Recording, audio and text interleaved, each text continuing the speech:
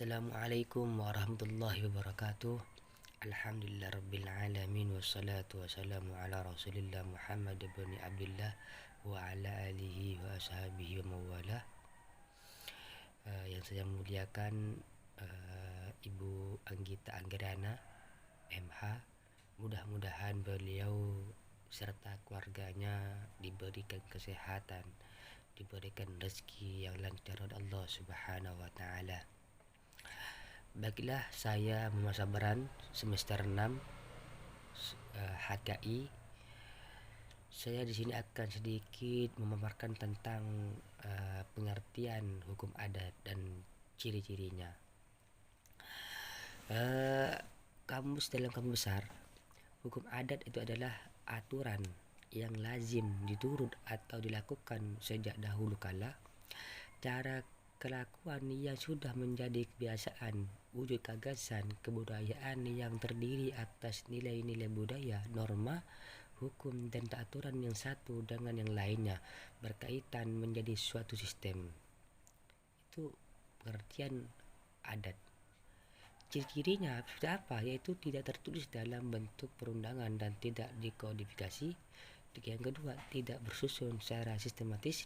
Yang ketiga, tidak dihimpun dalam bentuk kitab perundangan, tidak teratur.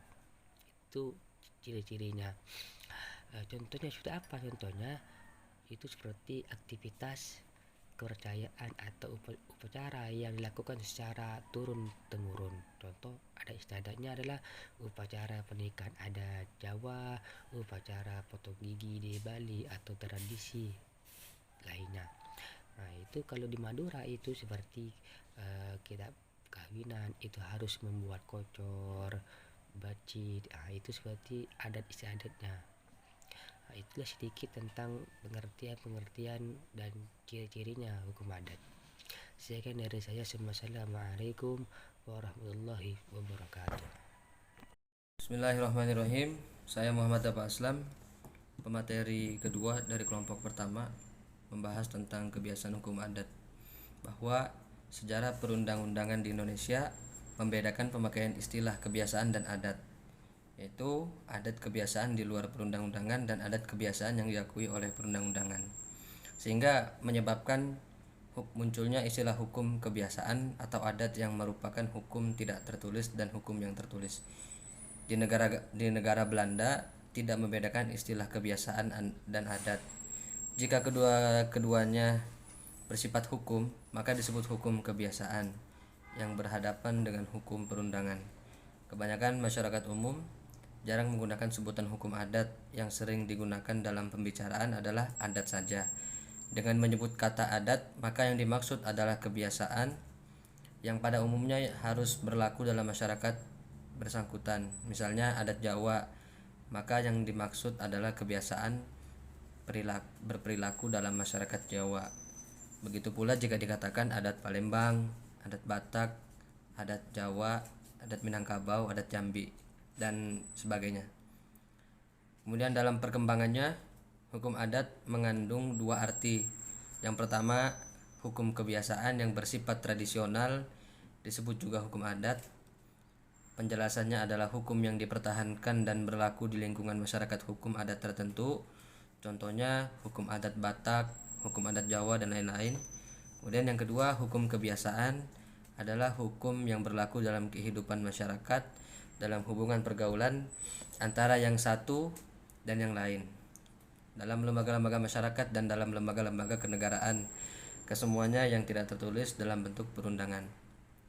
Kemudian ada setidaknya 3 dimensi hukum adat yang mengatur gerak hidup manusia di muka bumi ini, yaitu yang pertama dimensi tafsila, atau yang biasa dikenal dengan, kalau umat muslim mengatakannya, itu adalah dimensi akhlakul karimah, yaitu tentang moral, yaitu dimensi yang mengatur norma-norma dan etika hubungannya dengan lingkungan sosial budaya, pergaulan alam, dan keamanan lahir batin.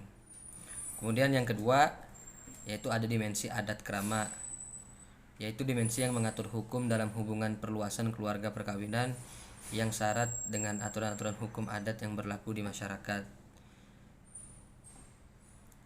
Contohnya kalau di Jawa itu ada suatu tradisi atau adat yang mana kalau mau melakukan perkawinan biasanya masyarakat Jawa itu bergotong royong untuk membantu keluarga atau saudara atau tetangga yang akan melangsungkan acara perkawinan.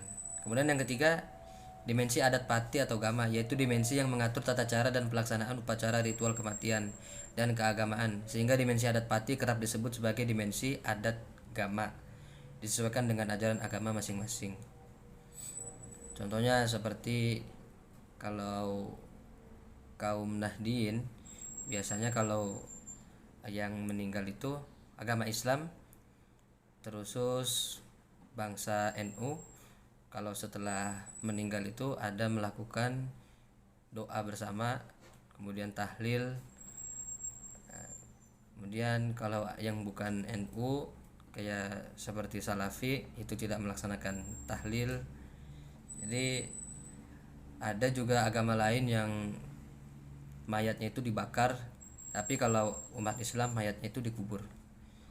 Semua suku bangsa dan etnis di Indonesia memiliki dan terikat secara kultural maupun sosial ekonomi atas aturan dan tatanan nilai tradisional yang mengacu kepada adat dan hukum adat dengan penselarasan hukum-hukum agama atau kepercayaan. Baik, mungkin itu yang bisa saya jelaskan, kurang lebihnya mohon maaf. Wassalamualaikum warahmatullahi wabarakatuh.